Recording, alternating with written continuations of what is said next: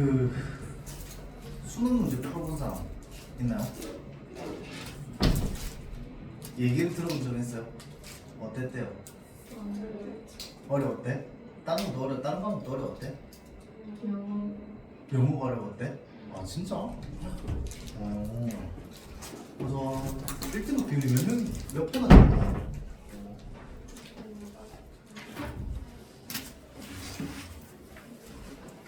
어려웠다 치면 그래도 1등급 비율이 거의 4, 5% 이렇게 되면 영어 어려웠다니까. 국어도 나 사실은 지금 시간이 없어가지고 풀어보지 못했거든요. 너무 궁금하긴 해. 너무 궁금한데 지금 시간이 없어가지고 뭐 어려웠던 것 같더라고. 1컷이 지금 85점 엄매 기준으로 85점인데 1컷이 작년 수능이 92점인가 테스트니까 90점인가 내려갔는데 이제 1년 남았네요. 어제 들었는데 어제 2학년 들었는데 370일 나왔다는 말이에요. 370 며칠? 그렇다던데요. 남의 입이야? 남의 입이야? 본인 쳐야 되는 거 아니에요? 아직까지? 370 금방인데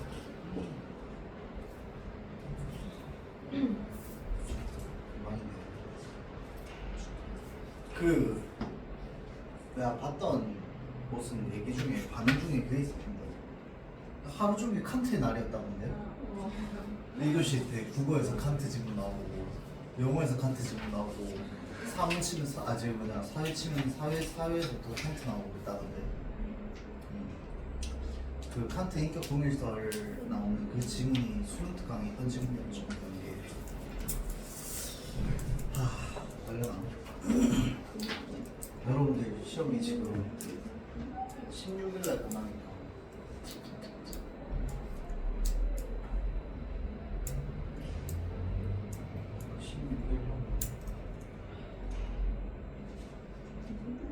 여러분들 시험 끝나는 날짜 금요일이에요?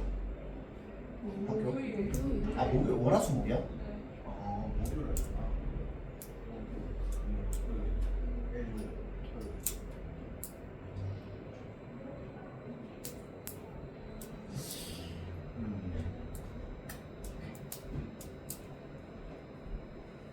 시험 끝나고 그럼 토요일 수능 일요일 좀 볼까? 좀 놀아야 되는데 여러분들 시험 늦게 끝나가지고 다른 애들 다 끝난 상황인데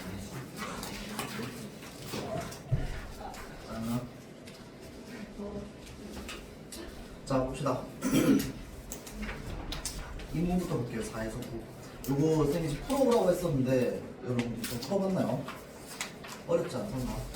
21년도 수능이 또 독서가 어려웠던 해 중에 하나죠. 21년, 22년 그때 참 독서가 어려웠습니다. 19년에도 어려웠고 20년에도 어려웠고 이때가 독서가 어려웠죠. 자 봅시다.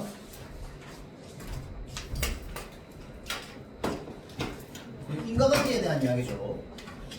근대 이후 서양 철학자들은 과학적 세계관이 대두하면서 이전과는 달리 인과를 물리적 작용 사이의 관계로 국한하려는 경향을 보였답니다. 자, 그러니까 지금 근대 이후 서양의 철학자들, 자, 과학적 세계관 쌤이 예전에 한번 얘기한 적이 있는데 근대는 우리가 이성을 중요하게 생각하던 시대라고 했습니다. 그렇죠? 자, 그래서 이 근대는 이성을 중요하게 생각하던 시대였다 보니까 이제 과학적 세계관이 점점점 뿌리 깊게 자리 잡게 된 거야. 자, 그러다 보니 인과를 물리적 사이의 관계로 국한하려는 경향을 보였단 말이야. 왜냐하면 물리적 작용이라고 하는 건 우리가 감각 가능, 지각 가능한 것이기 때문에 충분히 좀 쉽게 우리가 경험할 수 있는 거거든. 그러니까 머릿속으로 추상적으로 생각할 필요가 없어. 이성적으로 그냥 보이는 그대로 얘기하면 되는 거거든. 자, 그래서 그런 관계로 이제 국한하려는 경향을 보였단 말이야.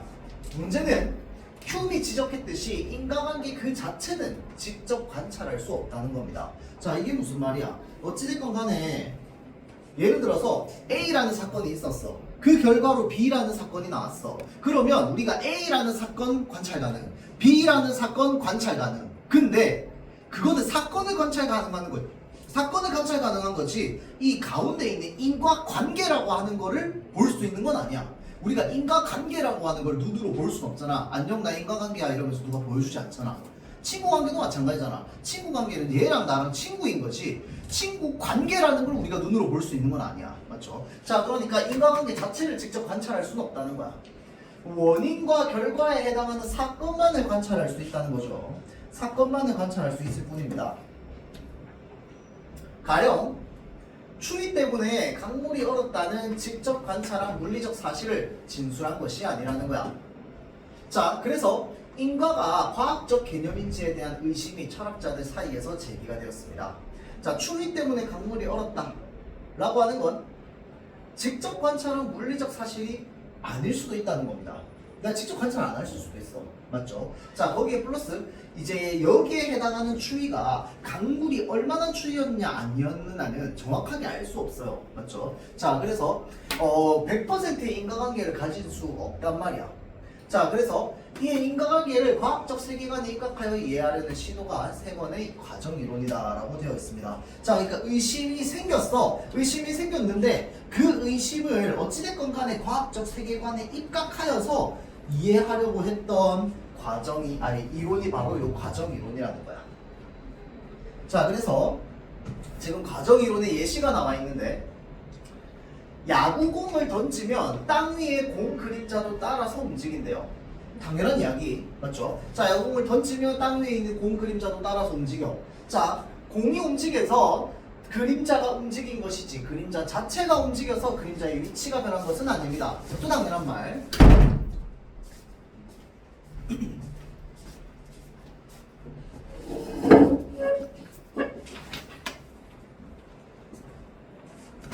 자, 그래서 야구공을 던져서 얘가 움직이면서 그림자가 따라간 것이지 그림자 자체가 움직여서 야구공이 따라간 게 아니잖아. 맞죠? 당연한 거.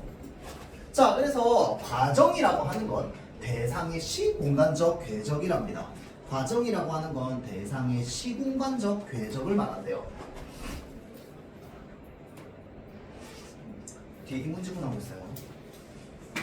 자, 그래서 날아가는 야구공은 물론이고 땅에 멈추어 있는 공도 시간은 흘러가고 있기 때문에 시공간적 궤적을 그리고 있답니다. 자, 그 말은 무슨 말이야? 자, 날아가는 야구공, 멈춰 있는 공 전부 시공간적 궤적을 가지고 있다는 건 각각의 존재마다 시공간적 궤적을 가지고 있다. 각각마다 가지고 있다는 뜻이겠다. 그렇죠? 자, 그래서 공이 멈추어 있는 상태도 과정이라는 겁니다. 그런데 모든 과정이 인과적 과정은 아니래요. 어떤 과정은 다른 과정과 한 시공간적 지점에서 만나게 된답니다. 자, 그러니까 어떤 과정은요 다른 과정과 한 시공간적 지점에서 만나는데 요게 중요합니다, 여러분들. 뒤에 나중에 문제 풀 때는. 그러니까 시공간이 다르면 안 돼.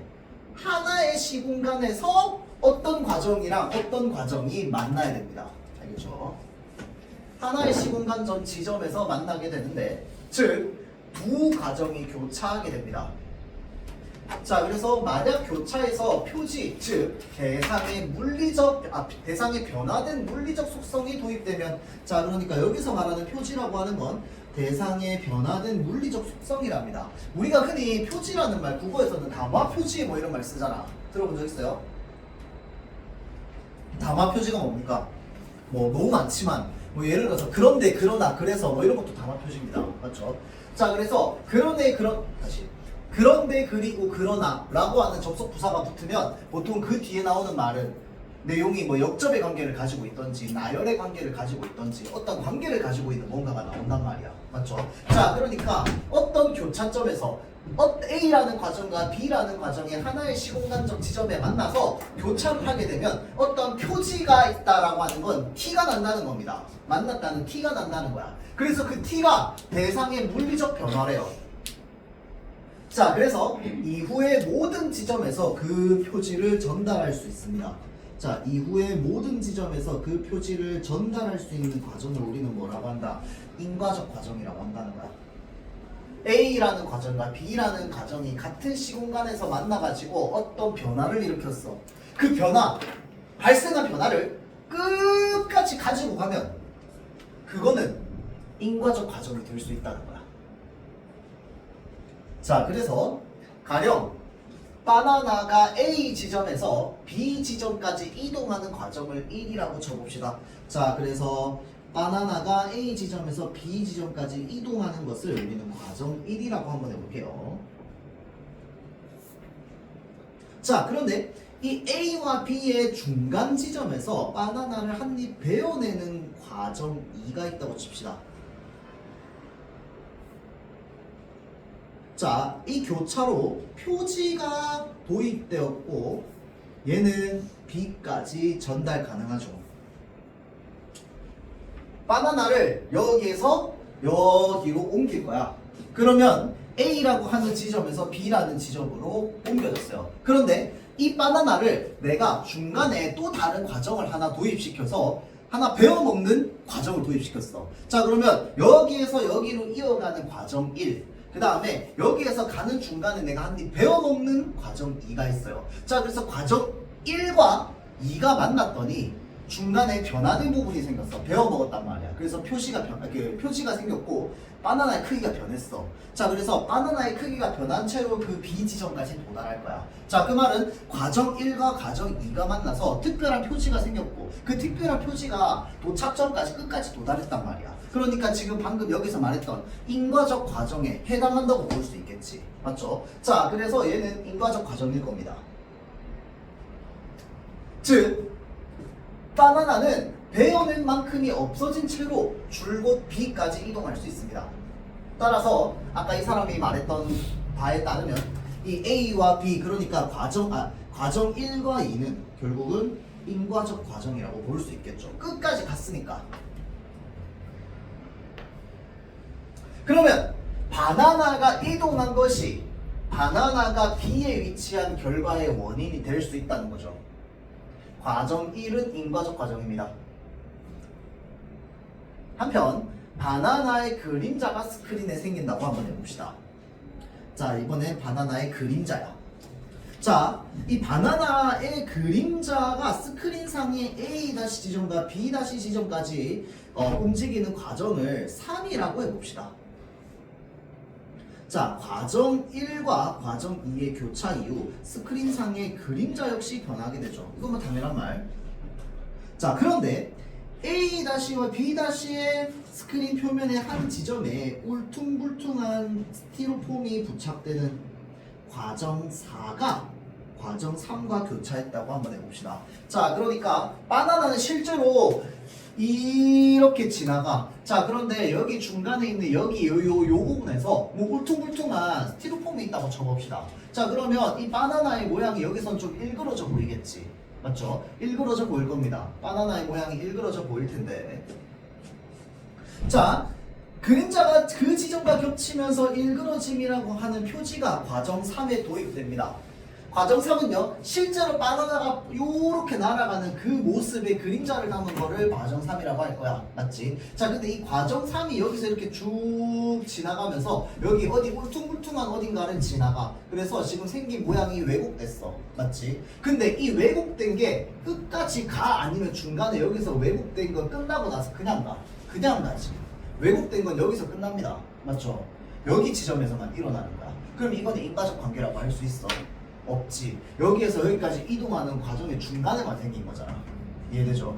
자, 그래서 자, 일그러짐이라고 하는 표지가 분명히 과정 3에 도입되었어. 과정 3이랑 4가 만나긴 만났어. 맞죠? 만나긴 만났어. 이렇게 쭉 해가지고 이 울퉁불퉁한 부분에 이 그림자가 일그러졌다면 만나기는 만났단 말이야. 여기 지나가는 이 그림자가 과정 3이고 울퉁불퉁이 과정 4라면 맞지? 지나가 버리니까 자, 그림자는 다시 원래대로 되돌아오게 됩니다. 스티로폼도 그대로야. 안 변했어. 자, 그러면 과정 3은 다른 과정과의 교차로 도입된 표지를 뭐 할 수 없어? 전달할 수 없습니다. 자, 그래서 과정이론은 그러니까 이게 지금 뭘 말하는 거냐면 결국은 방금 저 사람이 말했던 이론대로 하면은 이 과정 3은 인과가 될 수 없다는 거야.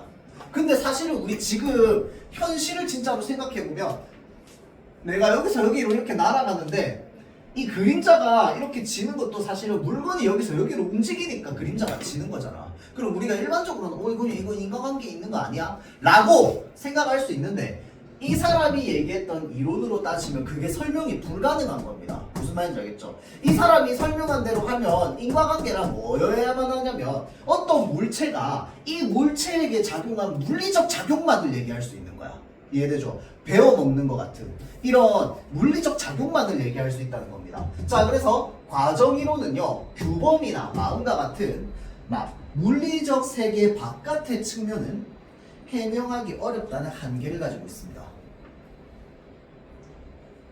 예컨대 내가 사회 규범을 어긴 것과 내가 벌을 받아야 하는 것 사이에는 인과관계가 있지만 과정이론은 이것을 잘 다루지 못한다라고 하는 단점이 있다는 거죠. 과정이론은 이 대상에게 생긴 물리적 상황, 물리적 이 측면을 설명하기 좋은 방법 중에 하나인 거지. 물리적 세계 바깥의 측면은 설명이 좀 힘들다. 근데 내가 사회 규범을 어긴 것과 벌을 받아야 되는 이유, 이 인과관계가 저희 다음 질문에 나오죠. 자, 다음 나아 보겠습니다.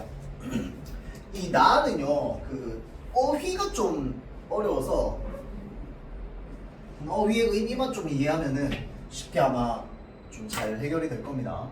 자, 볼게요. 자연현상과 인간사를 인과관계로 설명하는 동아시아의 대표적 논의는 제2론입니다. 제2론.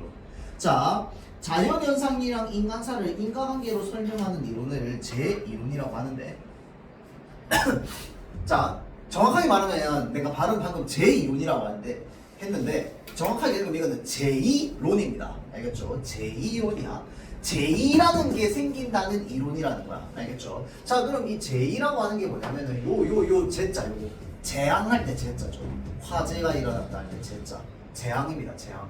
알겠죠? 그 말은 무슨 말이야? 자연현상과 인간사를 인과관계로 설명하는 데 있어서 어떤 재앙과 같은 무언가를 이야기한다 이 말입니다. 알겠죠?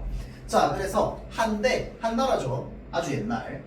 한대의 동중서는 하늘이 덕을 잃은 군주에게 제의를 내려서 견책한다는 천견설이 있답니다. 이거 많이 들어봤죠? 자, 덕을 잃은 군주에게 제의를 내려서 견책한다는 천견설. 이거 왜 조선시대 때도 많았잖아. 그래서 임금이 덕을 쌓지 못해서 갑자기 계기 월식이 일어났다 뭐 이런 식으로 해가지고 왜 월식이나 일식이 일어나면은 그 하늘이 분노하신 거다 이래가지고 왕이 나와서 궁궐에서 막 석고대죄하고 막 그 절하고 막 자신의 어떤 뉘우침 이런 것들을 막 드러내고 했었죠. 왜냐하면 자연현상이 설명이 불가능하니까. 맞죠? 자, 그래서 하늘이 덕을 입은 군주에게 재앙을 내려서 이제 견책한다는 천견설이 있고요. 자, 그 다음에 인간과 하늘에 공통된 음양의 기가 있답니다. 자, 그래서 이 기를 통해서 하늘과 인간이 서로 감응한다라고 하는 천인 감응론을 결합하여서 제2론을 체계화했대요. 자, 그러니까 아까 천견론, 그 다음에 천인 감응론, 이 하늘과 인간이 서로 감응한다라고 하는 이론을 결합해가지고 제2론을 체계화하였답니다.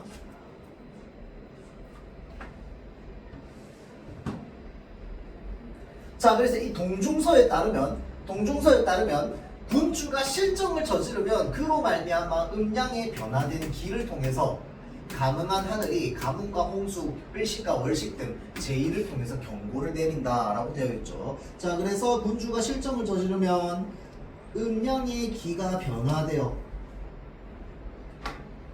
가뭄과 홍수, 일식, 월식 등 제2를 통해서 경고를 내린다는 겁니다.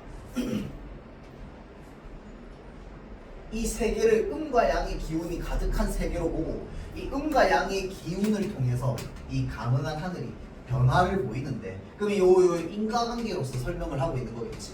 이는 뭔데? 군주가 실정을 한 거, 정치를 잘못한 거야. 이게 인이지. 결과는 뭐야? 요거죠. 변화된 음양 때문에 지금 이러한 재앙이 일어나는 거. 결과겠지. 자, 그래서 이때 제2는 군주권이 하늘로 비롯된 것임을 입증하는 것입니다.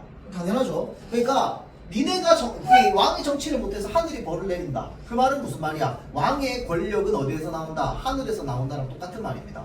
그렇죠? 자, 그래서 입증하는 것이자 군주의 실정에 대한 뭐였다? 경고였다는 겁니다. 자, 그래서 요렇게 경고를 내리게 되면 사실 두 사람한테 좋습니다. 왕과 신하한테 모두 좋거든요. 일단 왕의 입장에서 뭐가 좋아? 이 왕권이 하늘로부터 왔다는 것에 대해서 인정받을 수 있습니다. 두 번째는 뭘까요? 신하가 군주를 혼낼 수 있습니다. 이거 이해되나요? 신하가 군주에게 간언을 함으로써 이제 이 군주가 똑바로 올바른 정치를 할 수 있는 빌미를 만들어줍니다. 왜? 똑바로 이 사람이 정치를 안 해. 그러면 신하 입장에서 임금님 이렇게 정치하시면 재앙이 옵니다 라고 얘기할 수 있게 되는 거야. 맞죠? 자, 그래서 이 양면적 성격의 제1호는 신하가 정치적 논의에 참여할 수 있는 명분을 제공합니다. 신하가 정치적 논의에 참여할 수 있는 명분을 제공합니다. 그러니까 이제 신하가 이게 맞다 아니다를 얘기할 수 있습니다. 이렇게 했다가 안 되면은 이 봐봐, 이게 결과론적으로 우리가 얘기할 수 있잖아. 이 봐봐, 내 말 안 들으니까 이렇게 됐다 이러면서. 맞죠? 자, 그래서 제의가 발생하면 군주가 직언을 구하고 신하가 이에 응하는 전통으로 구체화되었습니다. 하지만 동중서 이후 원인으로서의 인간사와 결과로서의 제의를 1대1로 대응시켜서 설명하는 개별적 대응 방식은 억지가 심하다는 평가를 받았대요. 자, 인간사와 제의를 1대1로 대응시켜서 설명하는 거. 그러니까 네가 A라는 잘못을 했으니까 B라는 재앙이 생긴 거야. C라는 잘못을 하면 D라는 재앙이 생겨. 이렇게 1대1로 대응시키는 게 너무 억지스럽다 라고 하는 평가를 받았대요. 그리고 이 방식은 오히려 예언화 경향으로 이어져서 제2를 인간사의 징조로, 인간사를 제2의 결과로 대응시키는 풍조를 낳기도 했대요. 자, 그래서 용왕한 말로 백성을 현혹시켰다는 이유로 군주가 직언을 하는 신하를 탄압하는 빌미가 되기도 했습니다. 그러니까 이거를 역으로 바꾸면은 어떻게도 할 수 있냐면 사실은 신하 입장에서 바른 말을 한 거야. 근데 왕의 입장에서 네가 하는 말은 지금 이 음양의 기운과 맞지 않는다. 유교적 도리랑 맞지 않는다. 그러니까 네가 하는 말은 지금 세상을 재앙으로 이끌려고 하는 말이다 라고 하면서 이놈을 잡아 넣어라, 잡아 쳐넣어라 이렇게도 되는 거야. 맞죠? 자, 그래서 이제 신하가 하는 말을 백성을 현혹시키는 말이라고 이제 덮어 씌울 수도 있다는 겁니다. 자, 이후 제2에 대한 예언적 해석은 비판의 대상이 되었습니다. 천인 가문론 역시 부정되기도 하였대요. 하지만 제1호는 여전히 정치 현상에서 사라지지 않았습니다. 송대에 이르러라고 되어 있으니까 한 1000년쯤 지났겠네요. 1000몇백 년쯤. 자, 송나라 때입니다. 송나라 때에 이르러서 주희는 천문학의 발달로 예측 가능하게 된 일월식을 제2로 간주하지 않는 경향을 수용하였습니다. 자, 그러니까 송나라 때에 들어와서는요, 주희라고 하는 사람은 천문학의 발달 때문에 일월식이 예측 가능하게 됐단 말이죠. 그래서 제2로 간주하지 않는 경향을 수용하였습니다. 끊고 제2를 근본적으로 이치에 의해 설명되기 어려운 자연현상으로 간주하였습니다. 자, 요거 나중에 뒤에 그 문제 나오는데 여러분들 아까 그 저기 뒤에 나오는 문제에서 선지가 헷갈리지 않으려면 요 문장을 앞문장과 뒷문장을 나누어서 이해를 좀 잘 해야 되거든요. 자, 이 앞문장은 지금 뭐라고 적혀 있어? 이 천문학의 발달로 일월식을 제2로 뭐 하지 않기로 했어? 간주하지 않기로 했어. 맞죠? 자, 그러면 이제부터 여기에서 얘기되는 이 제2는요, 기본적으로 뭐가 빠진 제2인 거야? 일월식이 빠진 제2입니다. 일월식이 빠진 제2죠. 자, 그러고 나서 이 일월식이 빠진 제2를 근본적으로 이치에 의해 설명되기 어려운 자연현상으로 간주했다는 겁니다. 이거 알아두세요. 이러고 뒤에 넘어갑시다. 하지만 당시까지도 제2에 대해서 군주의 적극적인 대응을 유도하며 안전한 언론 활동의 기회를 제공했던 제2론이 폐기되는 것은 신하 입장에서 유용한 정치적 기제를 잃는 것이랑 똑같습니다. 자, 이 주희도요 왕족은 아니거든요. 자, 그러다 보니까 송나라 시대 때 주희는 되게 잘 나가던 신하였어요. 잘 나가던 신하였다 보니까 본인 입장에서 이 제1론을요 버릴 필요가 없습니다. 왜? 이 제1론을 잘만 이용하면 뭐 할 수 있어? 자기가 신하로서의 힘을 아주 막강하게 가질 수 있는데, 내가 뛰어난 신하라면 왕한테 계속 이거는 틀렸다, 이거는 틀렸다, 이렇게 해야 된다, 저렇게 해야 된다 라고 말할 수 있는 근거가 생기는데, 과학적 발달이 좀 생겼다고 해서 이 제1론은 전부 틀렸어 라고 해버리면 자기가 가질 수 있는 기제가 없어진단 말이야. 정치적 기제가 없어져요. 그러니까 제1론을 폐기는 안 시켜. 대신에 이런 과학적 현상으로 충분히 이제 이해 가능한 것들은 어떻게 한다? 그냥 제2로 간주해버리지 않는 겁니다. 알겠죠? 자, 이런 방식으로 변화가 되었다 라고 하는 거죠. 자, 그래서 제2론이 폐기되는 것은 신하 입장에서 정치적 기제를 잃는 것이었기 때문에 버리지 않았다. 자, 그래서 그 사람은 제2론을 고수했습니다. 대신에 이 사람은 어떻게 생각했냐면요, 개별적 대응이다라고 하면은 A라는 잘못을 해서 B라는 재앙이 생겨나, C라는 잘못을 해서 D라는 재앙이 생겨나. 이거는 1대1로 맞추는 건 너무 억지란 말이야. 그래서 어떤 식으로 했느냐, 마일리지를 쌓았습니다. 자, 군주가 허물과 잘못이 쌓이는 거야. 마일리지가 쌓이면 그때 하늘이 감응하여서 변칙적인 자연현상이 일어난다. 자, 그러니까 홍수가 일어나거나 월식이 일어나거나, 월식은 아니지, 월식을 빼야지. 홍수가 일어나거나 뭐 가뭄이 일어나거나 우리가 설명 불가능한 자연현상이 일어나서 이걸 재앙으로 받아들이고 있다면, 이거는 뭐가 된 거야 지금? 왕이 이때까지 잘못을 너무 많이 저질러가지고 마일리지가 쌓여서 터졌다 라고 보는 거야. 맞죠? 자, 그래서 전반적 대응서를 제시하고 제1을 군주의 심성 수양 문제로 귀결시키며, 자, 이게 왜 심성 수양 문제로 귀결시킬 수 있겠어? 평소에 잘해야 된다라고 하는 근거를 만들 수 있겠지. 맨날 잘해야 돼. 왜? 자꾸 이런 거 쌓이다 보면 언젠가는 터져서 재앙이 생겨. 가야 될 테니까. 맞죠? 그래서 제1론의 역사적 수명을 연장하였다라고 되어 있죠. 자, 보겠습니다. 4번 문제입니다. 자, 지금 학습 내용에서 여기 가 지문, 나 지문 있습니다. 맞죠? 자, 일단 첫 번째 도입 문단이죠. 그 다음 두 번째는 뭐야? 전개 방식. 특정 개념과 관련하여 두 글을 뭐 하는 거? 주제 통합적 읽기. 통합적으로 이해하기 부분입니다. 자, 그래서 보면 기억, 아까 그 과정이었죠. 과정이론. 인과에 대한 특정 이론, 과정이론이죠. 등장하게 된 배경을 철학자들의 인식 변화와 관련지어 제시하였다라고 되어 있는데, 맞죠? 철학자들이 인식이 변화했습니다. 언제로 들어오면서? 근대로 들어오면서 인식이 변화했어요. 과학적 생각이 생기다 보니까. 맞죠? 자, 다음 니은 나네요. 인과와 관련된 특정 이론의 배경 사상가. 그럼 여기서 말하는 특정 이론은 뭔데? 제2론. 맞죠? 자, 제2론의 배경 사상과 중심 내용을 제시하였다 나와 있죠. 자, 다음 인과에 대한 특정 이론을 정의한 디귿 요거죠. 정의는 나와 있습니다.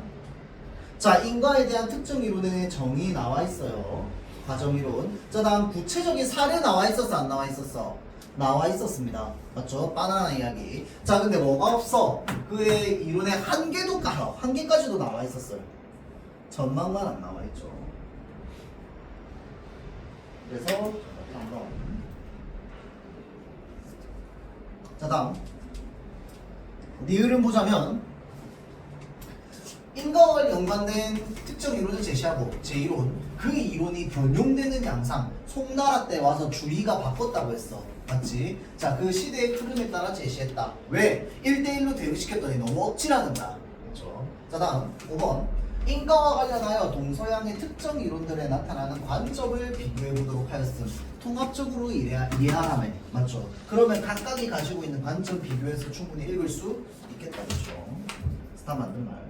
자, 다음 5번 자, 이 5번 문제의 근거를 찾기 위해서 아까 쌤이 그 특별히 좀 집어서 얘기해줬던 그 부분을 잘 이해를 했어야 됩니다. 자, 한번 볼게요. 일단은 윗글의 이해로 적절하지 않은 것. 과정이론은 물리적 세계의 테두리 안에서 인과를 해명하는 이론이다. 맞죠? 자, 그래서 물리적 세계의 테두리 안에 설명 너무 잘해. 바나나 없어진 거, 배워먹은 거 잘한단 말이야. 근데 얘가 뭘 못해? 이 테두리 바깥을 설명 못합니다. 자, 물리적 테두리 바깥은 해명할 수 없는 게 단점이죠. 자, 다음 사회 규범 위반과 처벌 당위성 사이의 인과관계는 표지의 전달로 설명되기 어렵다.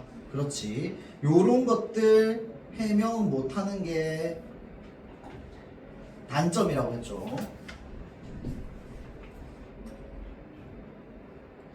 가의 마지막 문단이 나옵니다. 자, 다음 3번. 인과가 과학적 세계관과 부합하지 않는다고 생각하는 철학자가 근대 이후 서양에 나타났다. 이거 1문단에 나와 있었죠. 맞는 말. 자, 그래서 인과가 과학적 세계관과 부합하지 않는다. 왜? 이 인과라고 하는 건 우리가 A라는 사건, B라는 사건은 관찰이 가능한데 인과라고 하는 그 상황 그 자체는 우리가 살펴볼 수 없다는 거야. 맞죠?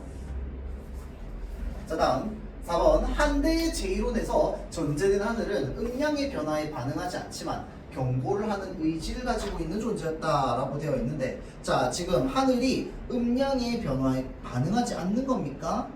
아니죠. 반응하는 겁니다. 이거 음량의 변화에 반응한다라고 하는 건 한대의 제1론뿐만 아니라 송나라 때의 제1론도 반응은 해요. 근데 반응하는 방식이 달랐지. 맞죠? 자, 한대의 제1론에서 반응하는 방식은 뭐였어? 1대1로 대응이었어. A 잘못 B 재앙, C 잘못 D 재앙. 근데 이제 송나라 때의 제1론에 와서는 음량의 변화에 따라서 반응이 어떻게 된다고? 잘못이 점점 마일리지가 쌓이면 터져서 반응을 한다 라고 바뀌었죠. 자, 다음 천문학의 발달에 따라서 일월식이 예측 가능해지면서 송대에는 이를 설명 가능한 자연현상으로 보는 경향이 있다라고 되어 있는데, 자, 잘 보세요. 일월식이 예측 가능해지면서 이것을 설명 가능한 자연현상으로 보는 이제 경향이 있었다라고 되어 있는데, 문장 여기 앞에 보면은 요거 있죠. 지금 요거를 잘못 읽으면 어떻게 읽을 수 있냐면요, 일월식을 이치에 의해 설명되기 어려운 자연현상으로 간주하였다. 이렇게 읽을 수 있단 말이야. 잘못 읽은 거지. 맞죠? 자, 그래서 그렇게 잘못 읽는 경우에 5번이 맞는 것처럼 보이는 경우도 있습니다. 알겠죠? 자, 그래서 요 말이 무슨 말인지를 끊어서 이해를 했었어야 돼요. 맞죠? 자, 그래서 지금 여기에 있는 이 J는요, 1월식이 빠진 J다. 그치? 자, 그래서 걔는 이치에 의해 설명되기 어려운 게 맞아! 그런데 1월식은 이치에 의해서 이제 설명이 가능하지. 뭐 때문에? 천문학이 발달했으니까. 이해되죠? 자, 그래서 지금 자, 1월식 설명 가능한 자연현상 보는 거 맞죠? 정답은 4번. 자, 다음 6번. A에 대한 이해로라고 되는데, 요거는 이제 바나나 배워먹는 이야기죠. 자, 봅시다. 자, 바나나와 그 그림자는 서로 다른 시공간적 궤적을 그린다. 요거 맞는 말이죠. 이 사실은 요 1번 맞는 말이면 밑에도 너무 좀 쉽게 되는데, 요게 선뜻 안 와닿을 거야. 서로 다른 시공간적 궤적을 가진다라고 하는 건 왜 이 대상들마다 다 시공간적 궤적을 따로 가진다고 했잖아. 가만히 있는 애는 가만히 있는 시공간적 궤적을 가지고, 움직이고 있는 애는 움직이고 있는 대로 시공간적 궤적을 가져. 자, 그 다음 플러스. 자, 바나나랑 그 그림자는 서로 다른 시공간적 궤적을 가진다라고 하는 거는 지금 어떤 변화가 일어나는 상황에서 물리적 접촉이 없다는 겁니다. 맞죠? 다른 것. 무슨 말인지 알겠죠? 자, 그래서 얘네는 평생 만날 수 없잖아. 맞죠? 자, 그렇기 때문에 서로 다른 시공간적인 궤적을 그리는 거 맞는 말이죠. 자, 다음 과정 1이 과정 2와 교차하기 이전과 이후에서 바나나가 지닌 물리적 속성은 다르다. 자, 과정 1과 2가 교차하기 이전과 이후 물리적 속성 다른 거 맞지? 배워 먹은 거랑 안 배워 먹은 거.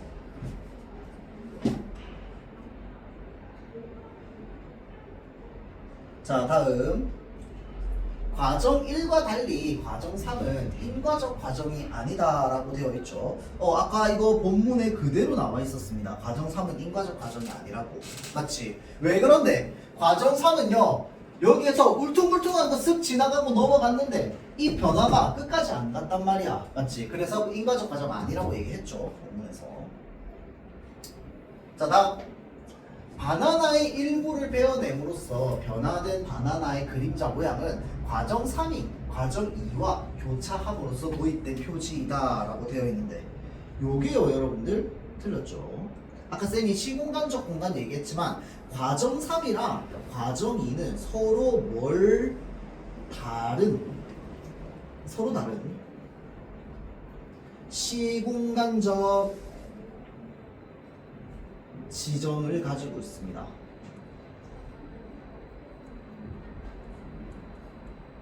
이게 조금 말이 애매하네요. 그냥 같은 시공간적 지점에서 만날 수 없다 이 말입니다. 조금 내가 이상하게 적었네. 자, 같은 시공간적 지점에서 만날 수 없다 이 말이에요.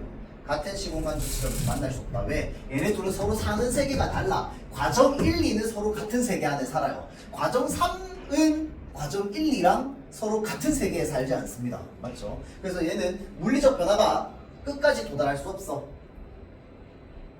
자, 그래서 요거는 정확하게 말하자면 어떻게 표현해야 될까요? 이 그림자 모양은 과정 1과 과정 2가 교차함으로써 도입된 표지가 그림자로 나타나서 끝까지 이동했다 라고 하면 맞는 말이겠지. 그렇죠?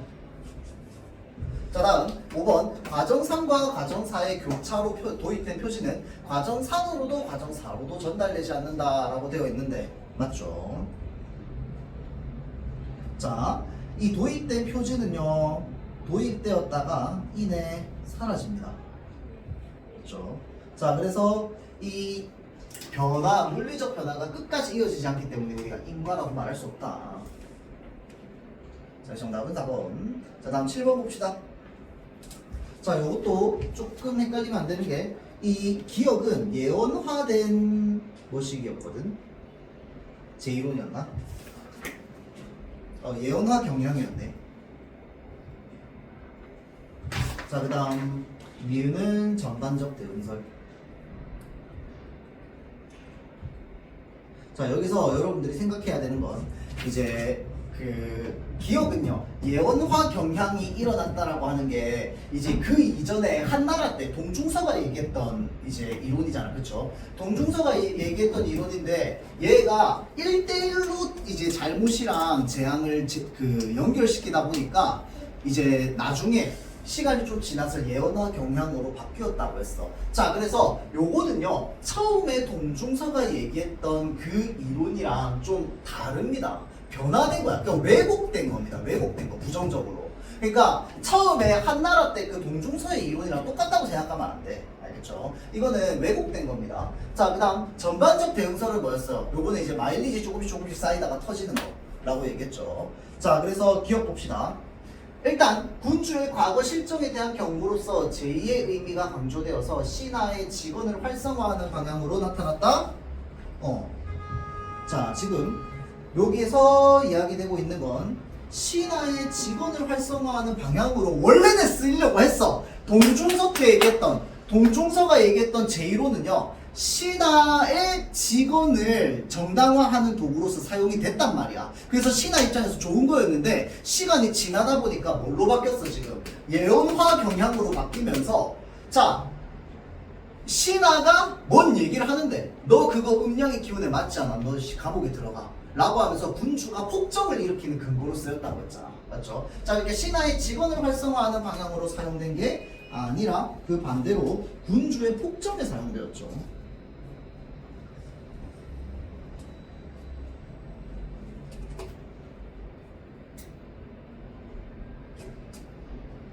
자, 다음 기억은 이전과 달리 인간사와 제2의 인과를 역전시켜서 제2를 인간사의 미래를 알려주는 징조로 삼는 데 활용되었다라고 되어 있는데 아까 쌤이 요거를 일부러 얘기를 안 했어요. 자, 여기에서 요거 봅시다. 역전. 인간사와 제2의 인과관계를 역전시켜서 인간사의 미래를 알려주는 징조로 삼는 데 활용되었다라고 되어 있는데 이 역전이 사실 맞는 말이거든요. 그럼 역전이 어떻게 역전이 됐는데? 자, 동중서 시절에는 군주의 실정이 원인이야. 그래서 제의가 발생해.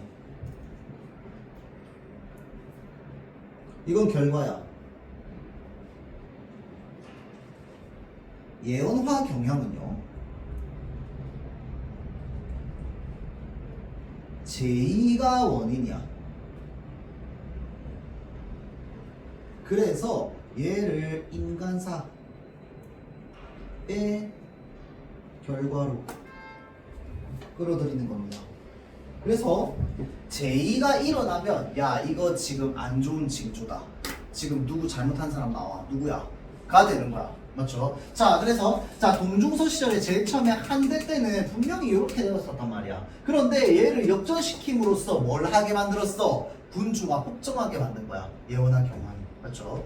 자, 그래서 인과관계를 역전시켜서 인간 사이의 미래를 알려주는 징조로 삼는데 활용되었다. 맞는 말입니다.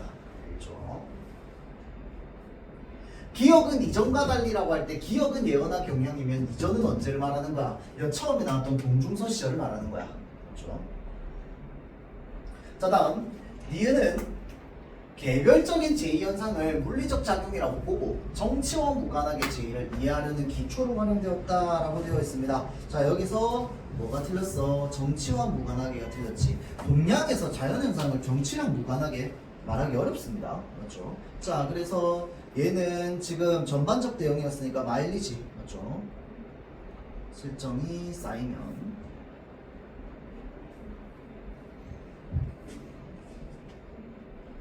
자, 다음 니은은 누적된 실정과 특정한 제의현상을 연결짓는 방식으로 이어져서 군주의 권력을 강화하는 데 사용되었다라고 되어 있는데, 자, 군주의 권력을 강화하는 데 사용된 거 아니고요. 어디에 사용되었어? 신하의 권력을 강화하는 데.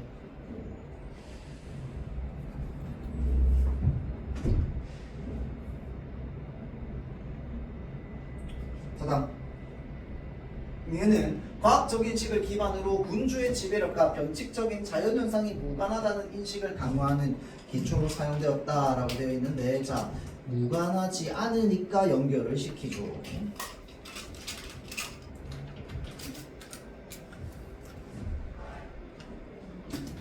그러니까 마일리지가 쌓여서 지금 재앙이 생긴다고 하는 건 어찌됐건 무관하지 않으니까 얘기할 수 있는 겁니다. 대신에 1월씩은 뺀 거야. 얘는 이제 과학으로 설명 가능하니까. 그렇죠? 자, 다음 8번. 보기는 윗글의 주제와 관련한 동서양 학자들의 견해랍니다 라고 되어 있어서, 자, 이거 기억 볼게요. 지금 옳지 않은 거 찾으라고 했으니까, 만약 인과관계가 직접 관찰될 수 없다면 물리적 속성의 변화와 전달과 같은 관찰 가능한 현상을 탐구하는 것이 인과 과정을 과학적으로 규명하는 올바른 경로이다 라고 되어 있습니다. 요게 지금 누구 의견이랑 상당히 비슷합니까? 요 셰먼의 과정 이론이랑 상당히 유사한 점이 많습니다. 그렇죠? 왜? 과정 이론도 어찌됐건 간에 물리적으로 설명을 하려고 한 거야. 물리적으로 설명을 왜 하려고 한 거였어? 처음에 과학자들이, 철학자들이 과학이 자꾸 발달하다 보니까, 아니야, 우리가 관찰 가능한 건 현상만 관찰 가능하지 인과라고 하는 걸 우리가 실제로 눈으로 볼 순 없어 라고 얘기하니까, 오케이, 그러면 인과가 직접 눈으로 관찰 안 된다며, 그러면 우리는 뭘 관찰할 거야? 물리적 속성을 관찰할 거야 라고 하는 게 과정이론입니다. 맞죠? 그래서 과정이론이랑 좀 생각이 비슷하죠. 자, 다음 나와볼게요. 인과관계란 서로 다른 대상들이 물리적 성질을 서로 주고받는 관계일 수밖에 없대요. 자, 인과관계는 서로 다른 대상들이 물리적 성질을 주고받는 관계일 수밖에 없답니다. 그러면 그 두 대상은 뭐 해야 돼? 시공간적으로 연결되어 있어야만 합니다. 요것도 중간에 나오는 바나나 얘기 중에 과정 1과 과정 2를 연결시키는 물리적 특징에서 생기는 이 과정 인과관계는 이제 요렇게 봐야 된다라고 하는 거죠. 자, 그래서 시공간적으로 연결되어 있으면 서로 물리적 성질들이 주고받는 관계가 된다는 거죠. 그리고 그럴 수밖에 없다는 거야. 자, 다음 볼게요. 덕이 잘 닦인 치세에서는 제2를 찾아볼 수 없었고 세상의 병구는 모두 난세 때에 출현하였으니, 자, 세상의 병구는 모두 난세 때, 그러니까 임금이 정치를 똑바로 안 할 때 출현했으니 하늘과 인간이 서로 통하는 관계임을 알 수 있다. 이거는 감흥론이네, 감흥론.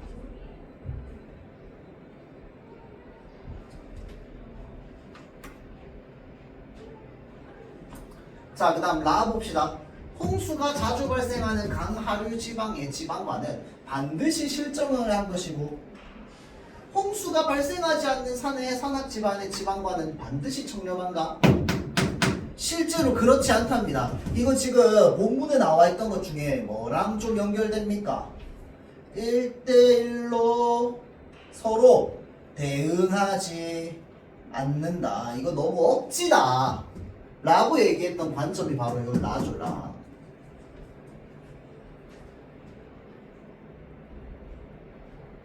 자, 1번 던져 볼게요. 휴메 문제 제기와 가로부터 과정이론이 인과개념을 과학적으로 규명하려는 시도의 하나임을 이끌어낼 수 있군이라고 되어 있습니다. 자, 이게요. 자, 보세요. 여기 가에 뭐라고 되어 있냐면, 야, 인과관계 직접 관찰할 수 없어? 오케이, 그러면 우리 뭘로 해? 물리적 속성의 변화와 전달 같은 걸로 관찰 가능한 현상으로 인과를 설명해 라고 하는 게 과정이론이잖아. 맞지? 자, 그러니까 지금 여기 1번에 나온 말은 완전히 맞는 말이 되는 거죠. 과정이론이 인과개념을 과학적으로 규명하려는 시도의 하나임을 이끌어낼 수 있다. 이 가를 근거로 충분히 이끌어낼 수 있지. 자, 다음 2번 봅시다. 인과관계를 대상 간의 물리적 상호작용으로 국한하는 나의 입장은 대상 간의 감흥을 기반으로 한 동중서의 제1론이 보여준 입장과 부합하겠군이라고 되어 있습니다. 자, 여기 이게 사실 틀렸거든요. 근데 뭐가 틀렸을까요?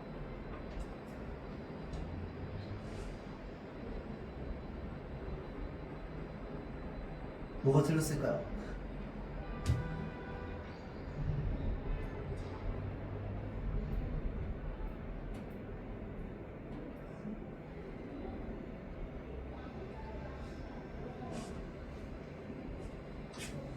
나의 입장은 대상 간의 감흥을 기반으로 한 동중서의 제2론이 보여준 입장. 자, 그러면 동중서의 제2론이 대상 간의 감흥을 기반으로 했어? 기반으로 했지. 맞지? 그래서 사람이랑 하늘이 서로 감응한다며, 음양의 기를 통해서. 근데 방금 내가 뭐라고 했어? 음양의 기라고 했지. 음양의 기가 혹시 물리적입니까? 그렇진 않죠. 자, 그런데 나는 지금 물리적으로 얘기하는 거잖아. 이해되지? 자, 그래서 물리적 상호작용으로 국한하는 나의 관점이 지금 이 동중서의 관점이랑 맞을 수가 없습니다. 알겠죠? 자, 왜냐면 이 음양의 기는 물리적이지 않기 때문에, 그래서 부합할 수가 없죠.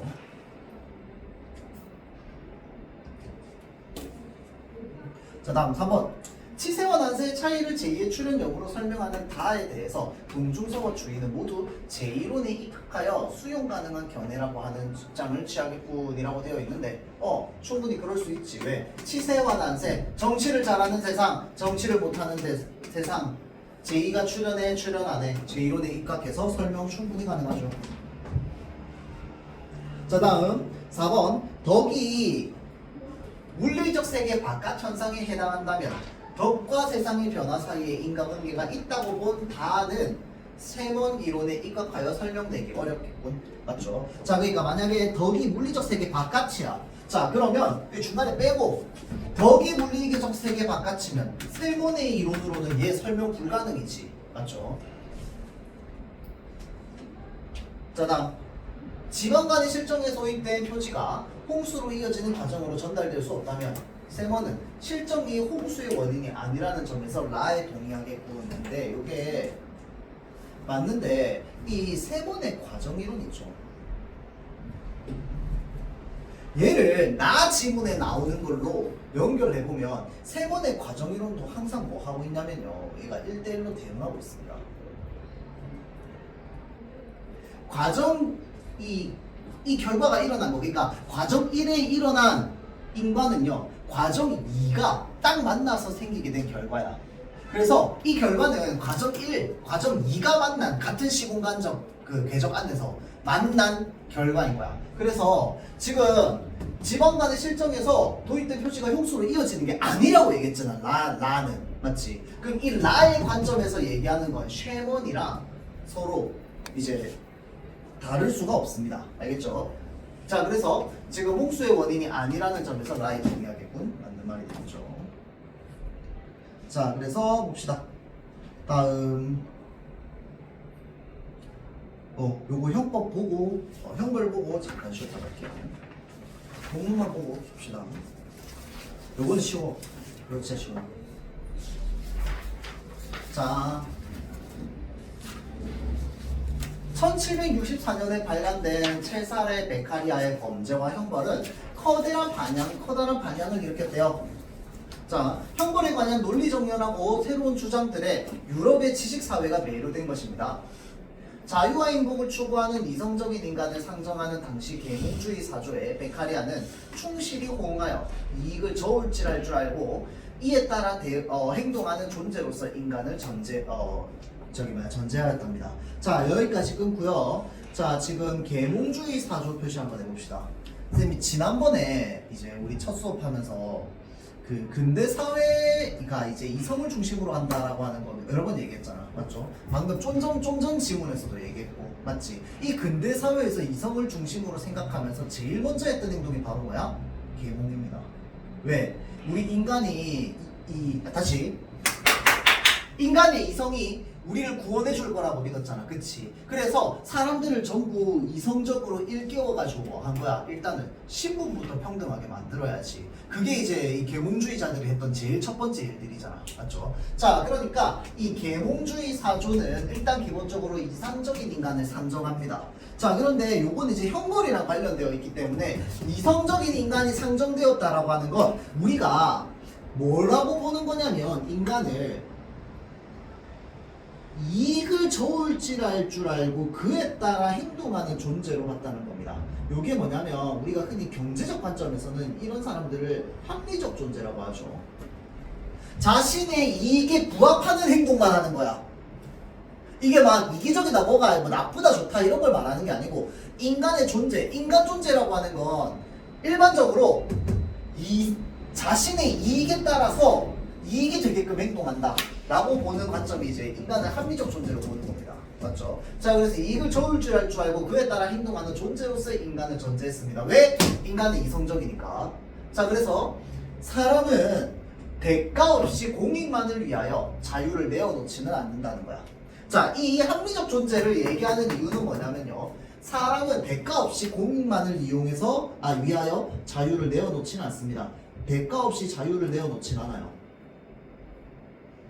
자, 끊임없는 전쟁과 같은 상태에서 벗어나기 위하여 자유의 일부를 떼어주고 나머지 자유의 몫을 평온하게 누리기로 합의했다라고 되어 있는데, 이거 우리 중학생 때 아마 배웠을 것 같은데 이거 혹시 무슨 이론인지 압니까?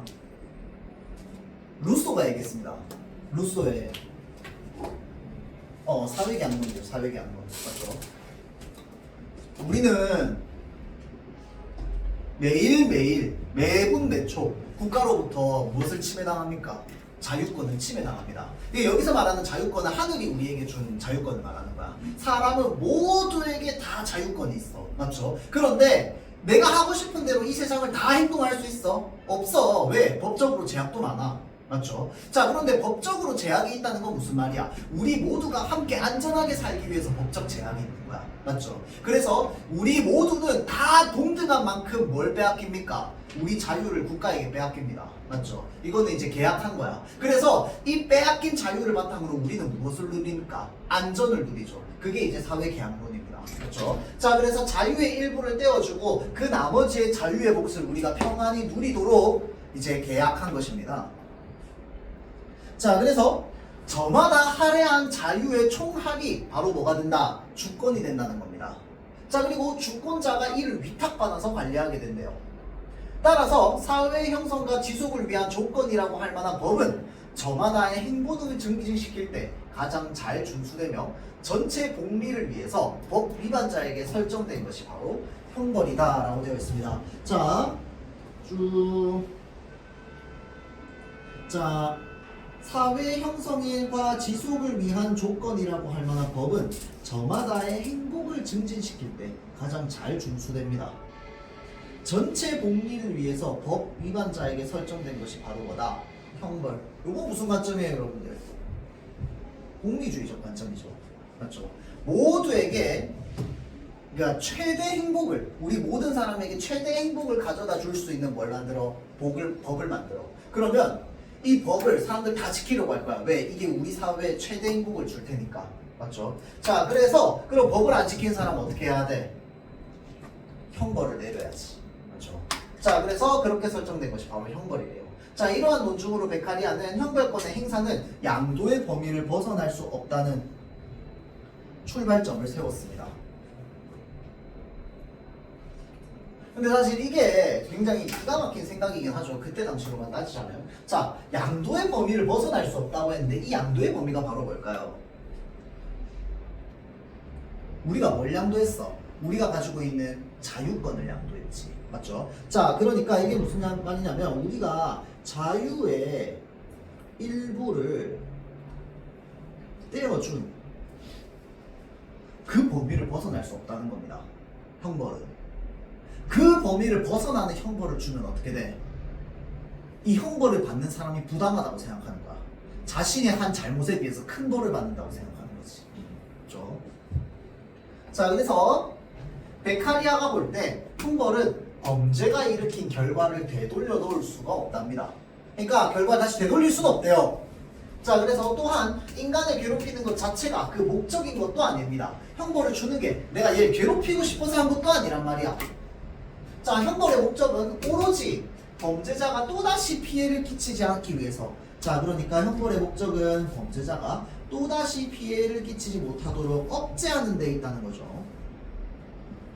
다른 사람들이 그 같은 행위를 하지 못하도록 예방하는 데 있을 뿐이랍니다. 이는 범죄로 얻을 이득, 곧 공익이 있게 되는 그만큼의 손실보다 형벌이 가하는 손해가 조금이라도 크기만 하면 달성된대요.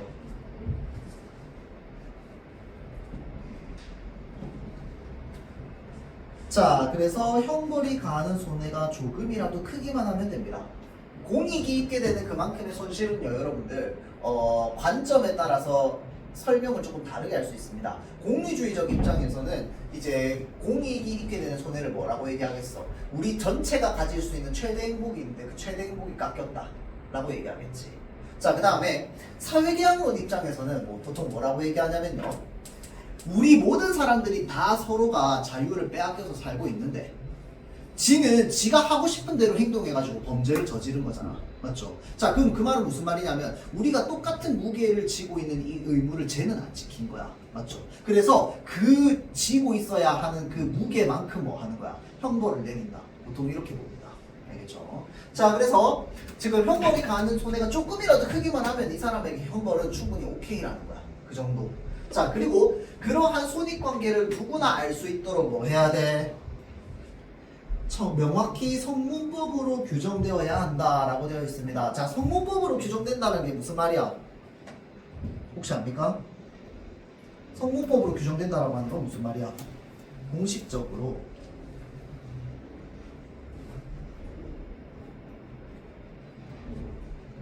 문서화된 형식을 말합니다. 우리가 흔히 이제 뭐 규범집, 책, 뭐 법전 이런 거. 이번에 수능 보니까 첫 문장이 이거 있긴 하는데 얼마인지 모르니 힘들었겠죠. 자, 처벌체계는 명확히 성문법으로 규정되어 있어야 됩니다. 왜 그런데? 다시. 자, 명확하게 성문법으로 규정되어 있어야 되는 이유가 뭐야? 인간은 뭘 따진다고? 손익관계를 따진다고. 그러니까 내가 한 잘못이 5년형에 해당해.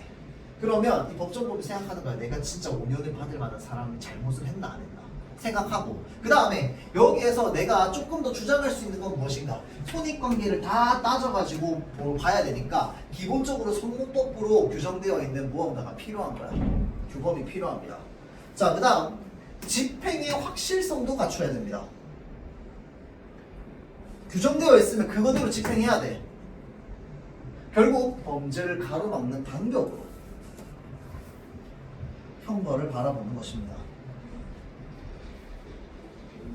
자, 그래서 이 방벽을 여기서 또 다른 말로 바꿨는데 이 울타리의 높이는 자, 이게 비유적인 표현이잖아. 그렇죠? 여기서 말하는 울타리의 높이는 뭘 말하는 거야? 형벌의 정도를 말하는 겁니다. 뭐 벌금 1,000만 원, 벌금 2,000만 원 또는 10년형, 20년형 맞죠? 이런 것들이 이제 울타리의 높이죠. 살인인지 절도인지에 따라서 똑같으면 될까요? 안 될까요? 안 됩니다. 그럼 이때까지 나왔던 이론을 바탕으로 얘기를 해보자면 왜 똑같으면 안 될까요? 인간은 어떤 존재이기 때문에 이익과 손해를 따지는 존재이기 때문에 자 봐봐봐 살인인지 절도인지에 따라서 똑같은 벌을 내린다고 생각해보세요. 그러면 내가 절도할 거 뭐까지 하겠어? 살인까지 하겠지. 왜? 어차피 벌 똑같은데 맞죠? 자 그러니까 뭐 해야 돼? 무게에 따라서 달리해야 됩니다. 맞죠? 자 그래서 공익을 훼손한 정도에 비례해야 된다는 겁니다. 울타리의 높이는 공익을 훼손한 정도에 비례해야 됩니다. 그것을 넘어서는 처벌은 포갑이며 불필요합니다.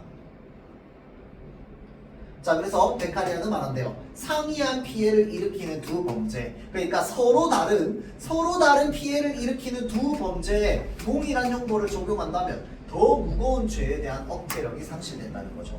더 무거운 죄에 대한 억제력이 상실됩니다. 맞죠? 자 그냥 절도하고 살인이 있는데 살인이랑 절도랑 똑같아.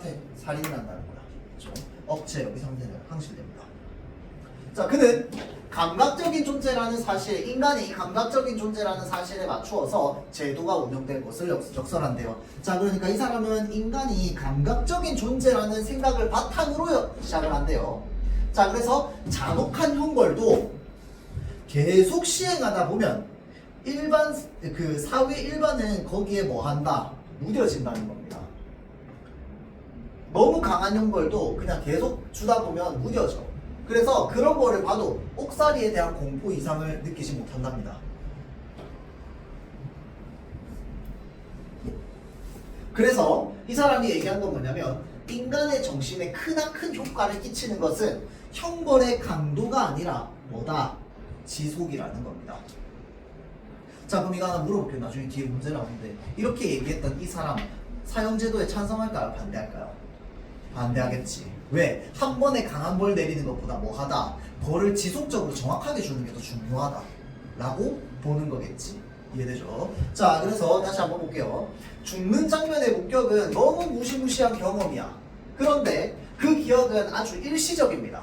그리고 자유를 박탈당한 인간이 속지 않은 고통을 모습을 오랫동안 대하는 것이 훨씬 더 강력한 억제 효과를 가지게 된다는 것이죠. 자 그래서 죽는 장면 무시무시한 경험이야. 기억은 일시적이야. 그리고 얘 계속 시행되다 보면 어떻게 돼? 무뎌져. 맞죠? 자 그래서 자유를 박탈당한 인간이 속죄하는 고통의 모습을 오랫동안 대하는 이게 뭔데 지금? 지속이지 지속. 맞죠? 자 지속. 자 그래서 그것이 훨씬 더 강력한 억제 효과를 갖는다는 주장입니다.